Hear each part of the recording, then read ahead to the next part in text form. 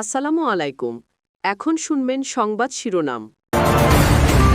প্রিয়জনের সাথে ঈদ করতে বাড়ি ফিরছে মানুষ। সদরঘাটে উপচে পড়া ভিড়, নির্বিঘ্নে ঢাকা ছাড়ছে ট্রেন। মহাসড়কে কিছুটা চাপ থাকলেও নেই ভোগান্তি। ঈদের ছুটিতেও মন্ত্রিসভার বৈঠক। ধর্ষণ সহ নারীর প্রতি সহিংসতার মামলাগুলো দ্রুত নিষ্পত্তির নির্দেশ প্রধানমন্ত্রীর। সম্পূরক বাজেট অনুমোদন। তিস্তা প্রকল্প বাস্তবায়নে যে কোনো কিছু করতে প্রস্তুত জামায়াত। নতুন করে আধিপত্যবাদ মানবে না জনগণ, বললেন ডাক্তার শফিকুর রহমান। জুলাই সনদ বাস্তবায়ন নিয়ে মতানৈক্য কাটেনি এখনো। গণভোটের প্রস্তাব বাস্তবায়নে আইনগত বাধ্যবাধকতা নেই সরকারের, বলছেন বিশেষজ্ঞরা। এতক্ষণ শুনছিলেন সংবাদ শিরোনাম, এবার বিস্তারিত।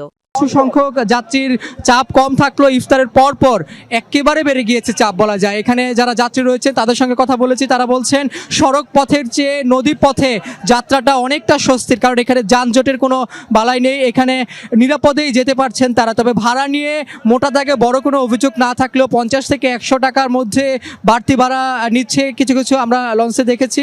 তবে যাত্রীরা বলছেন ঈদের সময়টাতে এইটুকু ভাড়া তারা প্রতি বছরই বাড়তি দেন এখানে। তবে যারা লঞ্চ কর্তৃপক্ষ রয়েছেন তারাও বলছেন যে নানা উদ্যোগ তারা নিয়েছেন এই যাতে করে সহজে প্রাণবন্তভাবে যাতে ঈদের এই যাত্রাটা করা যায়, সেই বিষয়েই তারা আসলে কাজ করার চেষ্টা করছেন। বিআইডব্লিউটিএ থেকে শুরু করে এখানে নৌ পরিবহন মন্ত্রণালয় থেকে সবাই এখানে নিরাপত্তার যে বিষয়টি রয়েছে যাত্রীদের, সেটিও জোরদার করা হয়েছে।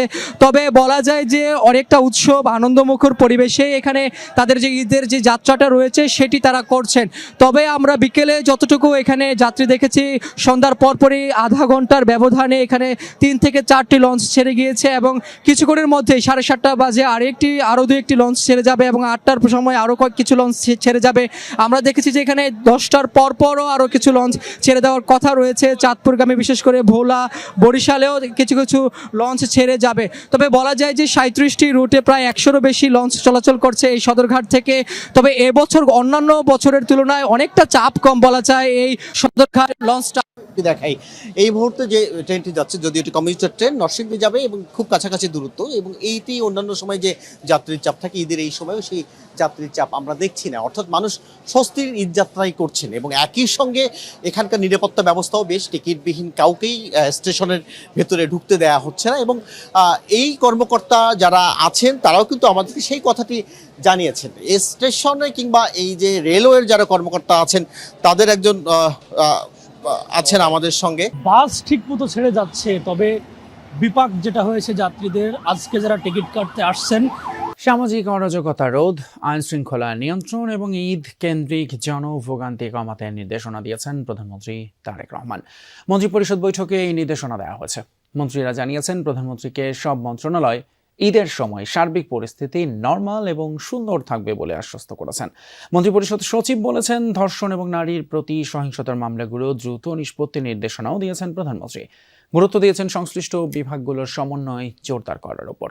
সভায় চলতি অর্থ বছরের সম্পূরক বাজেটের অনুমোদন দেওয়া হয়েছে। আলাদা বৈঠকে পহেলা বৈশাখের দিনে পরীক্ষামূলকভাবে 22,000 কৃষককে কৃষক কার্ড দেওয়ারও সিদ্ধান্ত হয়েছে। ঈদের সরকারি ছুটি শুরু হয়েছে, এর মাঝেই ফাঁকা সচিবালয়ে সকাল 11টায় প্রধানমন্ত্রী তারেক রহমান প্রথমেই বৈঠক করেন রাজধানীর বর্জ্য ও পরিবহন ব্যবস্থাপনা নিয়ে, যেখানে প্রধানমন্ত্রী বুয়েটের বিশেষজ্ঞ ও ঢাকার 2 সিটির প্রশাসককে দেশীয় কৌশল ব্যবহার করার উপর জোর দেন, যাতে এসব কাজে বিদেশ থেকে যন্ত্রপাতি আমদানি করতে না হয়।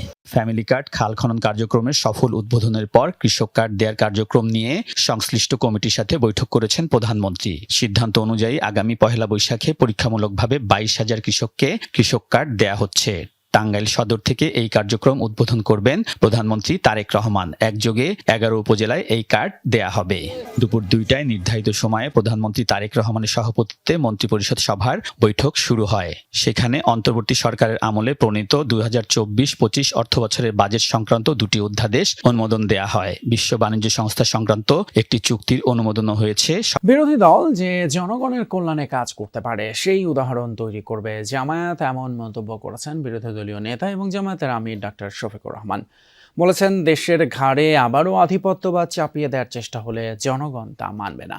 একটি দেশ বাংলাদেশের জন্য কোনো অবদান না রাখলেও দেশের সার্বভৌমত্ব হুমকিতে ফেলেছিল বলেও মন্তব্য করেন ডক্টর শফিকুর রহমান। সোমবার মিরপুর 10 নম্বরে চীনা দূতাবাসের সহায়তায় ঢাকা 15 আসনের নিম্ন আয়ের মানুষদের মাঝে ঈদ সামগ্রী বিতরণ করে জামাত। এই আয়োজনে উপস্থিত ছিলেন চীনা রাষ্ট্রদূত ইয়াও ওয়েন ও বিরোধী দলীয় নেতা ডাক্তার শফিকুর রহমান। অনুষ্ঠানে ডাক্তার শফিকুর রহমান বলেন, দেশের ঘাড়ে আধিপত্যবাদ চাপিয়ে দেওয়ার চেষ্টা হলে তা মেনে নেওয়া হবে না। তিস্তা প্রকল্প বাস্তবায়নে জামাত যে কোনো সহায়তায় প্রস্তুত বলেও জানান তিনি।